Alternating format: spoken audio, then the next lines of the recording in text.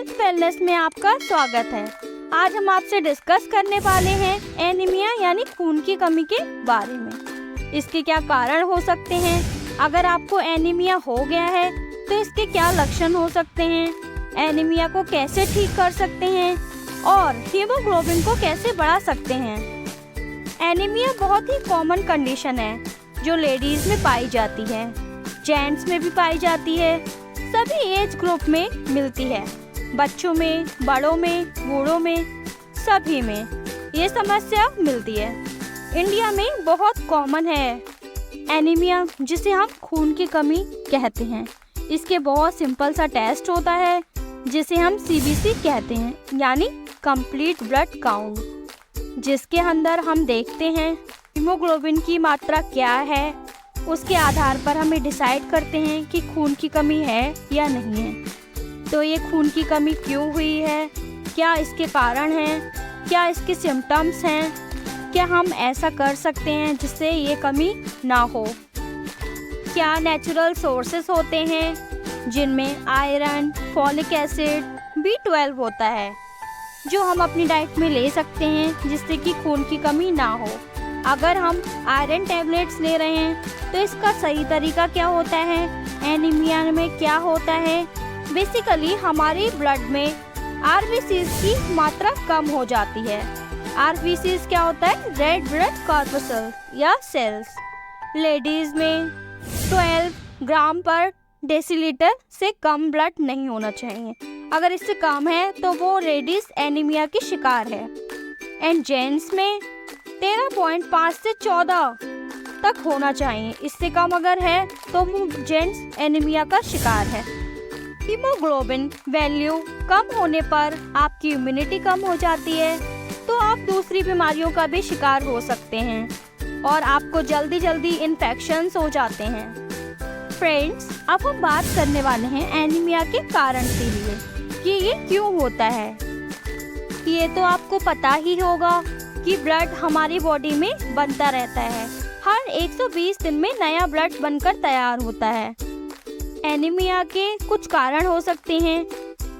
इसके मेन कारण है या तो खून बन ही ना रहा हो, यानी कि जो आरबीसीज का प्रोडक्शन है वो कम हो रहा है, या आरबीसीज का डिस्ट्रक्शन हो रहा है, यानी कि जो आरबीसीज बन रही हैं वो डिस्ट्रॉय हो रही हैं, या तो ब्लड लॉस हो रहा है कहीं भी बॉडी में, जिसके कारण कि आपका ब्लड कम होता चला जा रहा है। ब्लड लॉस के कुछ रीजंस हो सकते हैं, जैसे gastric ulcers, piles, heavy periods, आपकी इंस्टेंट टाइम में ट्यूमर हो जाना या पेट में कैंसर होना, और प्रेगनेंसी में भी कभी एक्सेस ब्लीडिंग हो जाती है, यूट्रस में गांठ या फिब्रॉइड होना। अगर आपके पेट में कीड़े हैं तो भी ब्लड लॉस हो जाता है और ब्लड कम हो जाता है। कि कुछ और भी रीजंस होते हैं, अगर आप अपनी डाइट में ग्रीन वेजिटेबल्स नहीं ले रहे हैं और अंडा और मीट का सेवन कम से कम कर रहे हैं, तो इससे भी आपको ब्लड कम हो सकता है। और प्रेगनेंसी में मोस्टली बेबी में ग्रोथ होती है, जिससे कि बॉडी में आयरन की ज़रूरत ज़्यादा होती है, तब भी ब्लड लॉस की प्रॉब्लम हो जाती है। तो फ्रेंड्स, अब हम आते हैं सिम्टम्स पर। जब आपको एनीमिया हो जाता है तो आपको क्या क्या सिम्टम्स शो होते हैं।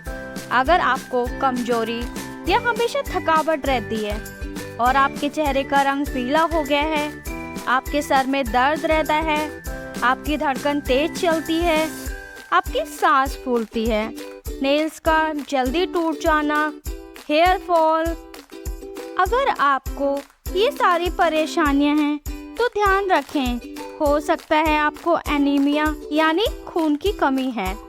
इसके साथ साथ एक अलग सी परेशानी भी हो सकती है जिसे हम पीका की परेशानी कहते हैं। चौक, मिट्टी या बर्फ खाने की इच्छा होना, इसे हम पीका कहते हैं। अगर आपको ये सिम्टम्स फील हो रहे हैं तो डॉक्टर की सलाह से सीबीसी ये ब्लड टेस्ट होता है, इसको कराएं। अगर आपका ब्लड कम होगा तो इसमें पता लग जाएगा। तो अब हम आते हैं उपचार पर कि हम ब्लड की कमी को कैसे दूर कर सकते हैं। खून की कमी की ट्रीटमेंट को हम 2 हिस्सों में बांट सकते हैं। Number 1 medicine, number 2 changes in diet, अपने खान पान में बदलाव करना। या तो हम मेडिसिन का यूज कर सकते हैं या डाइट में ही चेंजेस कर सकते हैं। वैसे तो नॉर्मली इंसान यही चाहता है कि अपनी डाइट में चेंजेस करके वो नेचुरली अपने ब्लड को बढ़ाए। तो इसके लिए हमें अपने खाने में ग्रीन वेजिटेबल्स को ज़्यादा से ज़्यादा यूज करना है। हरी सब्जियों में आयरन की क्वांटिटी ज़्यादा होती है, जैसे कि पालक, मेथी, ब्रोकली, बीन्स और सभी ग्रीन वेजिटेबल्स को आपको खाना चाहिए। और राजमा, काला चना और सब्जी दालें, सभी दालें जितनी की होती हैं उनको आप ज़्यादा से ज़्यादा खाएं। अगर आप नॉन वेजिटेरियन हैं तो आप मीट एंड एग्स को ले सकते हैं, इनमें बहुत ज़्यादा मात्रा में आयरन होता है। गाजर, अनार और चुकंदर यानी बीटरूट, इनका जूस बनाकर आप पी सकते हैं। अगर विंटर्स हैं तो आप अंजीर, किशमिश, बादाम ये सब भिगोकर खा सकते हैं। आप समर्स में भी खा सकते हैं, कम क्वांटिटी में इसको भिगोकर खा लीजिए। किशमिश में बहुत ज़्यादा आयरन होता है और किशमिश खट्टा भी होता है। अगर ब्लड में विटामिन सी की क्वांटिटी सफिशिएंट है तो आयरन एब्जॉर्प्शन अच्छे से होगा। तो इसके साथ है कि आप विटामिन सी की टैबलेट्स या लेमन जूस या ऑरेंज जूस भी ले सकते हैं। जिससे कि आयरन की मात्रा ज़्यादा कम है तो आप लिम्सी टैबलेट आती है 500 mg की, वो ले सकते हैं। न्यूट्रिशियस फूड लीजिए, डेली सफिशिएंट पानी पीजिए। आप इन सब को तरह से भी अपना ब्लड ठीक कर सकते हैं। अब हम आते हैं मेडिसिन पर कि हम मेडिसिन से कैसे ब्लड को ठीक कर सकते हैं। एनीमिया में क्या होता है, आयरन की गोलियां दी जाती हैं या तो आयरन के इंजेक्शन दिए जाते हैं। यूजुअली आयरन की गोलियां ही दी जाती हैं, पर हर कोई टॉलरेट नहीं कर पाता है या रिस्पॉन्ड नहीं कर पाता है तो आयरन के इंजेक्शंस की ज़रूरत होती है।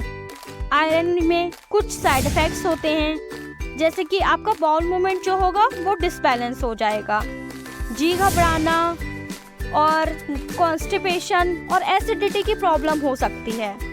अभी मैं आपसे शेयर करूंगी आयरन की टैबलेट्स मार्केट में 3 तरह से मिलती हैं, डेक्सोरेंज, हीमाप और फेरियम एक्सट्री। इन टैबलेट्स को आप यूज़ करके भी अपना ब्लड को ठीक कर सकते हैं। इनके साथ साथ कुछ आपको प्रॉब्लम्स भी होती हैं, साइड इफ़ेक्ट्स होते हैं, उनको आपको थोड़ा एडजस्ट करना पड़ता है। आयरन की टैबलेट्स के साथ हमें कुछ इम्पॉर्टेंट चीज़ों का ध्यान रखने की ज़रूरत होती है। आयरन की टैबलेट्स को सही तरीके से ना लेने से ब्लड नहीं बढ़ पाता है। तो हम ऐसी क्या गलतियां कर देते हैं कि हम टैबलेट्स लेते रहें तभी भी आपका ब्लड नहीं बढ़ रहा।